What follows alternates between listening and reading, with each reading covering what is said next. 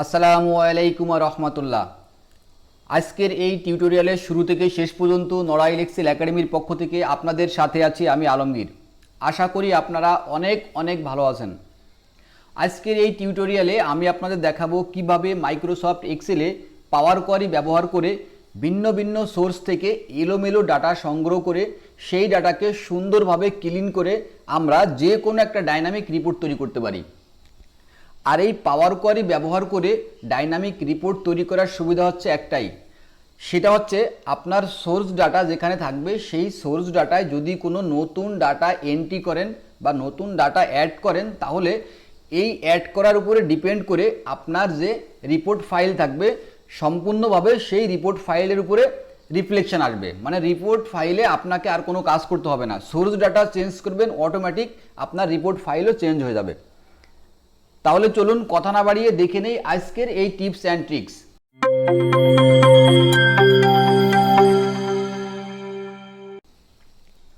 আপনারা নিশ্চয়ই দেখতে পাচ্ছেন আমার সামনে একটা এক্সেল শিট ওপেন করা আছে।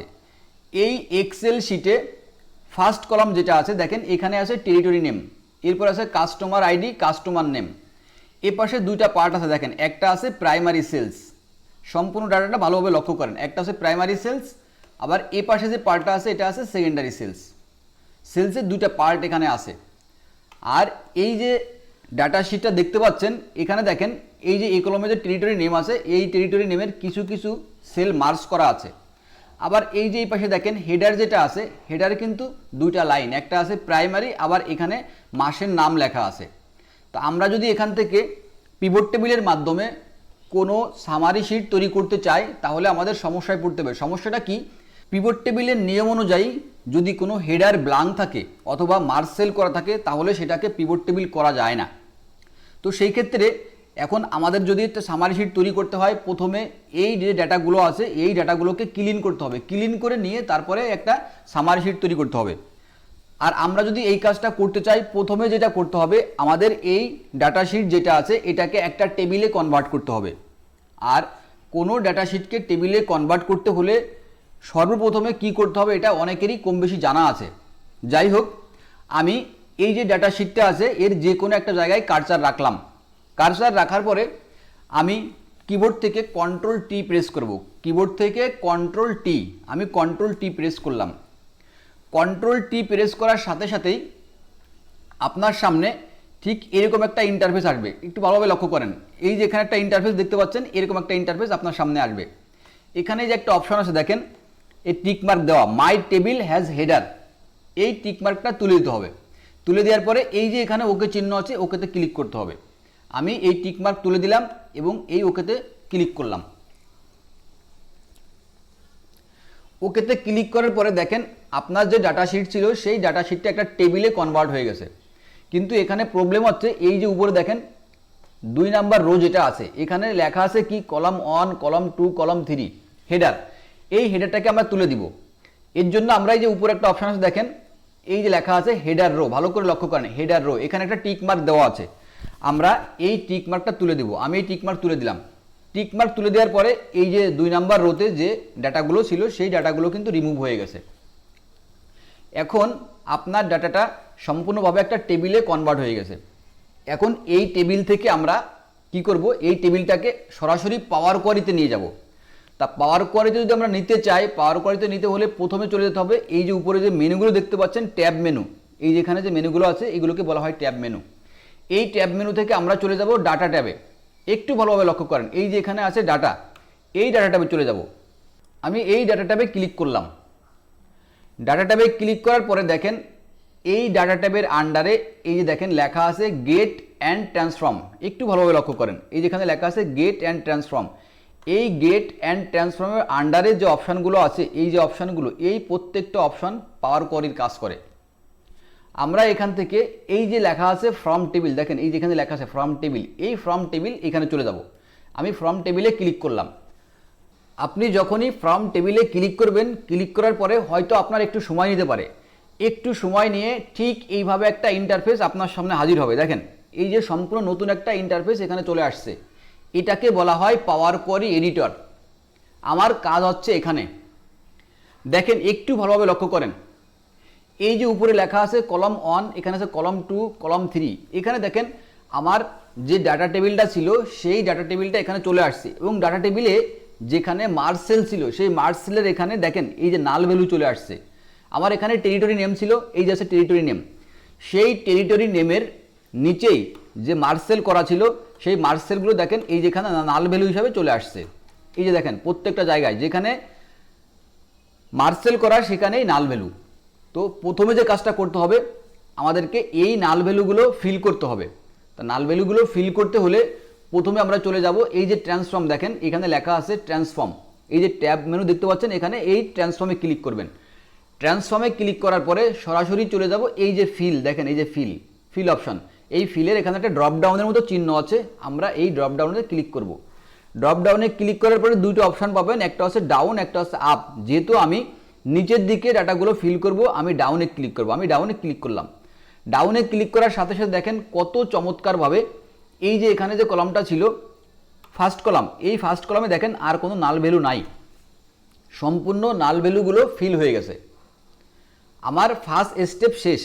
দেখেন পাওয়ার কোয়ারিতে আপনি যতগুলো কাজ করবেন প্রত্যেকটা স্টেপ অ্যাজ এ এভিডেন্স হিসাবে এখানে শো করবে। দেখেন আমরা কি করলাম, ফিল ডাউন করলাম, এই ফিল ডাউন নামে এখানে একটা লেখা আছে, আর এ পাশে যে কাজটা করেছি সেটাকে বলা হয় ফিল ডাউন, এই জন্য এ পাশে সেই ফিল ডাউনের স্টেপটা এখানে সে রেখে দিয়েছে। আমার ফার্স্ট স্টেপ শেষ। এরপরে আমরা যেটা করব, এখানে সিলেকশন থাকা অবস্থায় আমরা এটাকে ট্রান্সপোজে নিয়ে আসবো, মানে ডাটাটা যেভাবে আসে এখান থেকে আমরা ট্রান্সপোজে চলে যাব। ট্রান্সপোজে যাওয়ার জন্য দেখেন এই যে ট্রান্সফর্মের আন্ডারে এই যে নিচে একটা অপশন আছে ট্রান্সপোজ, আমি এই ট্রান্সপোজে ক্লিক করবো, আমি এখানে ক্লিক করলাম। ট্রান্সপোজে ক্লিক করার পরে এই ডাটাটা পুরো ঘুরে গেছে। দেখেন এই যে দেখেন ফার্স্ট কলাম, এই ফার্স্ট কলামে সেমভাবে আমার যে প্রাইমারি এবং সেকেন্ডারি দুইটা ডাটা ছিল সেই দুইটা ডাটা এখানে চলে আসছে। প্রাইমারির যে মার্জ সেল করা ছিল সেই মার্জ সেলের এখানে দেখেন পুরোটাই নাল ভ্যালু চলে আসছে, আবার সেকেন্ডারি যেখানে মার্জ সেল করা ছিল সেখানেও অনেকগুলো নাল ভ্যালু চলে আসছে। এখন এই নাল ভ্যালুগুলো সেমভাবে আমাকে আবার ফিল করতে হবে। তা ফিল করার জন্য আগের অবস্থায় ফিরে যাব আমরা। দেখেন এই যে ট্রান্সফর্মের আন্ডারে যে ফিল অপশন, এই যে ফিলে এখানে যাব, যাওয়ার পরে ফিল ডাউনে ক্লিক করব। ডাউনে ক্লিক করার সাথে সাথে দেখেন এই নাল ভ্যালুগুলো চলে গিয়েছে। যখনই নাল ভ্যালুগুলো চলে যাবে আবার আমরা এই ডাটাকে ট্রান্সপোজে নিয়ে যাব। এই যে ট্রান্সপোজ, দেখেন ট্রান্সফর্মের আন্ডারে ট্রান্সপোজ যে অপশনটা আছে আবার ওখানে চলে যাব। আমি এখানে ক্লিক করলাম, এখানে ক্লিক করার সাথে সাথে ডাটাগুলো আগের অবস্থায় ফিরে আসছে। এখন আমাদের কাজ হচ্ছে এই যে টেরিটরি নেম, কাস্টমার আইডি এবং কাস্টমার নেম, এই যে তিনটা কলাম আছে এই তিনটা কলামকে আমরা একসঙ্গে নিয়ে আসবো, মানে মার্জ করব। মার্জ করতে হলে এই যে দেখেন ফার্স্ট কলামটা সিলেক্ট করা আছে, সিলেক্ট করা অবস্থায় আমি কিবোর্ড থেকে কন্ট্রোল চেপে সেকেন্ড কলামে ক্লিক করলাম, আবার কন্ট্রোল চেপে থার্ড কলামে ক্লিক করলাম। এই তিনটা কলাম সিলেকশন হয়ে গেল। সিলেকশন হয়ে যাওয়ার পরে আমরা সরাসরি এই যে উপরে অপশনগুলো আছে এখান থেকে চলে যাব। এই যে দেখেন মার্জ কলাম একটা অপশন আছে, মার্জ কলাম এই যে একটা অপশন, দেখেন আমরা এই মার্জ কলামে চলে যাব। আমি এখানে ক্লিক করলাম, এখানে ক্লিক করার সাথে সাথে সেমভাবে নতুন একটা ইন্টারফেস আপনার সামনে আসবে। দেখেন এই যে এখানে যে ইন্টারফেস আসছে সেমভাবে এরকম একটা ইন্টারফেস আসবে। এখন এই ইন্টারফেসে কি বলছে, সেপারেটর, আপনি যে তিনটা কলমকে একসঙ্গে অ্যাড করবেন মাঝখানে কোনো সেপারেটর দিবেন কিনা। হ্যাঁ অবশ্যই আমাকে একটা সেপারেটর দিতে হবে। এই যে এই ড্রপডাউনের এখানে ক্লিক করব, ক্লিক করার পরে সরাসরি চলে যাব কাস্টমসে যাওয়ার পরে আমি যে সেপারেটরটা ব্যবহার করব সেই সেপারেটরটা এখানে দিয়ে দিতে হবে। আমি চাচ্ছি একটা আন্ডারস্কোর দিতে, আমি কিবোর্ড থেকে এখানে একটা আন্ডারস্কোর দিয়ে দিলাম। দেওয়ার পরে এখানে কি বলছে, নিউ কলাম নেম, মানে আমি যে নতুন কলামটা দিব সেই কলামের নামটা কি হবে। আমার নতুন কোনো নামের দরকার নেই, আপনি চাইলে এখানে নাম অ্যাড করে দিতে পারেন। এখানে অটোমেটিক একটা নাম চলে আসছে, এটা লেখা আছে মার্জ, তো এই অবস্থায় থাকবে। আমি এখান থেকে ওকে চাপ দিব, আমি ওকে চাপ দিলাম। ওকে চাপ দেওয়ার সাথে সাথে দেখেন এই যে ফার্স্ট কলাম যেটা দেখতে পাচ্ছেন এই ফার্স্ট কলামে তিনটা যে কলাম ছিল সেই তিনটা কলামকে মার্জ করে একটা কলামে নিয়ে আসছে। কত চমৎকারভাবে, আপনাকে কোনো ফর্মুলা ব্যবহার করতে হলো না। এখন যে কাজটা করতে হবে আবার পুনরায় এই যে ডাটাটা আছে এই ডাটাকে আমরা ট্রান্সপোজে নিয়ে যাব। এই যে দেখেন এই যে ট্রান্সফর্মের নিচে যেটা আছে ট্রান্সপোজ, আমি এই ট্রান্সপোজে আবার ক্লিক করলাম। ট্রান্সপোজে ক্লিক করার সাথে সাথে দেখেন এই যে এখানে আসছে প্রাইমারি, এরপরে কি আসছে দ্বিতীয় কলামে আসছে টেরিটরি নেম, আর এই যে উপরে 1 নাম্বার রো যেটা আছে, 1 নাম্বার রোতে ওই যে আমরা কলামটা মার্জ করেছিলাম, সেই মার্জ করা কলামের যে ডাটাগুলো আছে সেই ডাটাগুলো চলে আসছে। এখন এই যে 1 নাম্বার রোতে যে ডাটা আছে এই ডাটাকে আমরা সরাসরি কলাম হেডার হিসাবে নিয়ে যাব, কারণ আমরা যদি কোনো সামারি করতে চাই অবশ্যই আমাদের একটা হেডার লাগবে। সেই ক্ষেত্রে আমি যদি ফার্স্ট রোকে হেডারে নিয়ে যেতে চাই, তাহলে দেখেন এই যে ট্রান্সফর্মের আন্ডারে একটা অপশন আছে use first row as a header. এখানে একটা ড্রপ ডাউনের মতো চিহ্ন আছে, আমরা ড্রপ ডাউনে ক্লিক করব। ক্লিক করার পরে দুটো অপশন পাবেন। ফার্স্ট অপশন যেটা থাকবে use first row as a header, এখানে ক্লিক করবেন। আমি এখানে ক্লিক করলাম। এই যে 1 নাম্বার রোতে যে ডাটা ছিল সেই ডাটাগুলো কলাম হেডার হিসেবে চলে আসছে। কত চমৎকার দেখেন, আমার কাজ প্রায় শেষ। এরপরে লাস্ট টাইম আমার এই যে ফার্স্ট কলাম এবং সেকেন্ড কলাম, এখানে লেখা আছে কি প্রাইমারি সেকেন্ডারি, আর এই সেকেন্ড কলামে লেখা আছে মান্থ, জানুয়ারি ফেব্রুয়ারি মার্চ, যে মাসগুলো ছিল সেই মাসের নাম লেখা আছে। এখন এই দুইটা কলামকে আমি সিলেক্ট করব। দুইটা কলাম সিলেক্ট করার পরে এই যে উপরে অপশানগুলো যেটা আছে, এই যে ট্রান্সফর্মের আন্ডারে আর একটা অপশান আছে দেখেন, এই যে আনপিভট কলাম। এই আনপিভট কলামের এখানে একটা ড্রপ ডাউন চিহ্ন আছে, এই ড্রপ ডাউন চিহ্নতে চলে যাবেন। চলে যাওয়ার পরে এই যেখানে লেখা আছে দেখেন আনপিভট আদার্স কলাম, এই আনপিভট আদার্স কলাম যে অপশনটা আছে এখানে আপনি ক্লিক করবেন। আমি এখানে ক্লিক করলাম। এখানে ক্লিক করার পরে দেখেন পুরো ডাটাটা চেঞ্জ হয়ে গেছে। এই যে এখানে প্রাইমারি সেকেন্ডারি চলে আসছে, এখানে মান্থের নাম চলে আসছে, এখানে আসছে আপনার সেই যে 3টা কলামকে আমরা মার্জ করেছিলাম সেই মার্জ কলাম চলে আসছে, আবার ভ্যালুটা আলাদা হয়ে গেছে। এখন এই যে মার্জ করা কলাম আছে এই মার্জ করা কলামকে আমাদের আবার আনমার্জ করতে হবে বা স্প্লিট করতে হবে। তা আমরা যদি পুনরায় স্প্লিট করতে চাই এই কলামটাকে সিলেক্ট করব। সিলেক্ট করার পরে একবারে সবার উপরে চলে যাব। দেখেন এই যেখানে লেখা আছে স্প্লিট কলাম, আমি এই ড্রপডাউনে ক্লিক করব। ড্রপডাউনে ক্লিক করার পরে সেমভাবে এই যে বাই ডেলিমিটার, মানে আমার একটা কলাম থেকে আর একটা কলামের যে ডিস্টেন্স ছিল আমরা মাঝখানে একটা আন্ডারস্কোর দিয়ে দিয়েছিলাম, এটা হচ্ছে ডেলিমিটার। এই বাই ডেলিমিটার এখানে ক্লিক করব। এখানে ক্লিক করলে ওই ডেলিমিটার অনুযায়ী আমার প্রত্যেকটা ডাটা আলাদা আলাদা কলামে চলে যাবে। আমি এখানে ক্লিক করলাম। দেখেন ক্লিক করার সাথে সাথে এই যে এখানে একটা অপশন আসছে, এই অপশনটা হচ্ছে আপনি এই অপশন আপনাকে বলছে যে আপনি এই যে এখানে যে ডেলিমিটার আছে এই ডেলিমিটার অনুযায়ী ভিন্ন ভিন্ন কলামে নিতে যাচ্ছেন কিনা। হ্যাঁ আমি তাই নিতে যাচ্ছি। আমি ওকে চাপ দিব। ওকে চাপ দেওয়ার সাথে সাথে ডেলিমিটারের উপরে বেস করে দেখেন ডাটাগুলো 3টা কলামে স্প্লিট হয়ে গেছে। এখন যখন 3টা কলামে স্প্লিট হয়ে গেছে এই 3টা কলামের ডাটাকে আমরা একবারে এই যে ডাটা টেবিলটা আছে প্রথমে নিয়ে আসবো। কিভাবে আনবো দেখেন, এই যে এটা সিলেক্ট করা আছে, এরপরে কন্ট্রোল চেপে এই কলাম সিলেক্ট করব, আবার নেক্সট টাইম কন্ট্রোল চেপে এই কলাম সিলেক্ট করব। সিলেকশন থাকা অবস্থায় এই যে কলাম হেডারের এখানে কার্সার রেখে সরাসরি আপনার কিবোর্ডের লেফট বাটন যেটা আছে এটা চেপে ধরবেন এবং ডাটাকে টান দিয়ে এদিকে নিয়ে আসবেন। দেখেন আমি এখানে ছেড়ে দিলাম। এখানে ছেড়ে দেওয়ার সাথে সাথে আপনার এই 3টা কলাম পুরো ডাটা টেবিলের প্রথমে চলে আসছে। এখন কাজ হচ্ছে এই যে কলাম হেডার যেটা আছে এই হেডারগুলোকে চেঞ্জ করে দেওয়া। হেডারগুলো চেঞ্জ করতে হলে এখানে আমি যাব, ডাবল ক্লিক করব। ডাবল ক্লিক করার পরে এটা কি টেরিটরি নেম, আমি এখানে রাখবো টেরিটরি। এরপরে নেক্সট কলামে যাব, এখানে আবার ডাবল ক্লিক করব। এখানে ডাবল ক্লিক করার পরে এটা হচ্ছে কাস্টমার আইডি, আমি এখানে লিখে দিব কাস্টমার আইডি। দেখেন এরপরে এই যে কলাম দেখতে পাচ্ছেন এটা হচ্ছে কাস্টমার নেম, আমি এখানে ডাবল ক্লিক করব। ডাবল ক্লিক করে লিখে দিব কাস্টমার নেম। এর পরের কলামে যাব, এটা হচ্ছে সেলস টাইপ, মানে প্রাইমারি সেলস সেকেন্ডারি সেলস। এখানে 2টা সেলস টাইপ ছিল, আমি এখানে লিখে দিব সেলস টাইপ। এই দেখেন এই কলমটা এখানে আছে মাসের নাম। এই সেমভাবে উপরে যে হেডার আছে হেডারটা চেঞ্জ করে দিব, এখানে লিখে দিব মান্থ। ডাবল ক্লিক করলাম, এখানে লিখলাম মান্থ। কাজ প্রায় শেষ। এরপরে ভ্যালু যেটা আছে এখানে আর কিছু চেঞ্জ করার দরকার নাই। বাট এই ভ্যালুর পাশে দেখেন এই যে পয়েন্টের পাশে কয়েকটা সংখ্যা আছে, আমরা এটা চাচ্ছি না, আমরা একবারে রাউন্ড করে ফেলবো। সম্পূর্ণভাবে এই কলামটা সিলেক্ট করব। সিলেক্ট করার পরে দেখেন এই যে উপরে একটা অপশন আছে রাউন্ডিং, এখানে যাব ড্রপ ডাউনে। যাওয়ার পরে এই যে রাউন্ডে ক্লিক করার সাথে সাথে দেখবেন এরকম একটা অপশন আপনার সামনে আসবে। এখানে লেখা থাকবে যে আপনি আসলে ডেসিমেলের পরে কোনো সংখ্যা চাচ্ছেন কিনা। আমি এখানে কোনো সংখ্যা চাচ্ছি না, আমি এখানে 0 লিখে দিব। 0-এর পরে আবার ওকে চাপ দিব। ওকে চাপ দেওয়ার সাথে সাথে দেখেন আপনার এই ভ্যালুতে যে ডাটাগুলো ছিল প্রত্যেকটা ডাটা রাউন্ড আপ হয়ে গেছে। আমার কাজ প্রায় শেষ। এই যে পাওয়ার কোয়ারি এডিটরের যে ডাটা আছে এই ডাটাকে আমরা সরাসরি এখন এক্সেলে নিয়ে যাব। আর এক্সেলে নেওয়ার জন্য সরাসরি চলে যেতে হবে, এই দেখেন হোম, এই যে ট্যাব, হোম ট্যাব, এখানে আমি ক্লিক করলাম। ক্লিক করার পরে এই যে এখানে একটা অপশন আছে ক্লোজ অ্যান্ড লোড, একটা ড্রপডাউন চিহ্ন আছে, এই ড্রপডাউন চিহ্নতে ক্লিক করব। ক্লিক করার পরে এই যে ক্লোজ অ্যান্ড লোড, দেখেন আমি ক্লোজ অ্যান্ড লোডে ক্লিক করলাম। কি হয় একটু ভালোভাবে লক্ষ্য করেন। ক্লোজ অ্যান্ড লোডে ক্লিক করার পরে হয়তো একটু সময় নিতে পারে, একটু সময় নিয়ে এইভাবে সম্পূর্ণ একটা নতুন টেবিল আপনার সামনে উপস্থিত হবে। দেখেন একবারে পুরো নতুন একটা টেবিল চলে আসছে। আপনার ওই যে সোর্স ডাটা ছিল, সেই সোর্স ডাটার যে ইনফরমেশানগুলো ছিল প্রত্যেকটা ইনফরমেশান এখানে চলে আসছে। টোটালি ক্লিন একটা ডাটা।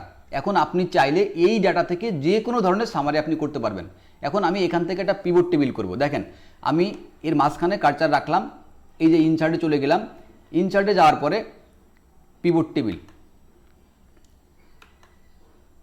দেখেন আমরা এটা নতুন একটা শিট ওপেন করব। ওকে চাপ দিলাম। ওকে চাপ দেওয়ার পরে দেখেন এখানে পিভট টেবিলের একটা ইন্টারফেস চলে আসছে। আমরা এই ইন্টারফেসটাও চেঞ্জ করব। দেখেন এখানে নতুন একটা কাজ শেখার আছে। আমরা এখানে কিবোর্ড থেকে রাইট বাটন ক্লিক করব। রাইট বাটন ক্লিক করার পরে দেখেন এই যে পিভট টেবিল অপশন, এখান থেকে চলে যাব ডিসপ্লেতে, এই যে ক্লাসিক, আমরা ক্লাসিকটা সিলেক্ট করে দেব। ওকে, এই যে লেআউটটা আছে, লেআউটটা চেঞ্জ হয়ে গেছে। দেখেন এখন আমরা যে কাজটা করব, আমরা এখান থেকে টেরিটরি ওয়াইজ সামারি করব। এই যে টেরিটরি, আমরা এখান থেকে টেরিটরিটা নিয়ে আসলাম। টেরিটরি আনার পরে এই যে নিচে দেখেন ভ্যালু আছে, এই ভ্যালুটাকে আমরা এখানে ছেড়ে দিব। টেরিটরি ওয়াইজ আমার টোটাল ভ্যালুটা চলে আসলো। এখন আমি যদি মান্থ ওয়াইজ দেখতে চাই তখন কি করব, দেখেন এই যে টেরিটরি আছে, এই টেরিটরিটা আমরা তুলে দিব, টিকমার্ক তুলে দিলাম। তুলে দেওয়ার পরে এই যে মান্থ যেটা আছে এটাকে আমরা রোতে নিয়ে আসলাম। এখানে প্রত্যেকটা মাসের নাম চলে আসলো। এখন এই যে এত কিছু করলাম, ডাটা ক্লিন করলাম, এইগুলোর উপকারিতা কি? মেন কাজটা হচ্ছে এখন দেখেন আমার এখানে মান্থ ওয়াইজ ডাটা চলে আসছে। এখন আমি যদি চাই এই যে আমার সোর্স ডাটা যেটা আছে, দেখেন এই যে সোর্স ডাটা, এই সোর্স ডাটাতে আমার সেপ্টেম্বর পর্যন্ত সেলস আছে। এখন আপনার সেপ্টেম্বর মাস শেষ, আপনি অক্টোবরের ডাটা এন্ট্রি দিবেন। দেখেন আমি এখানে একটা কলাম ইনসার্ট করলাম। কলাম ইনসার্ট করে এখানে লিখবো অক্টোবর, OCTOBER, অক্টোবর।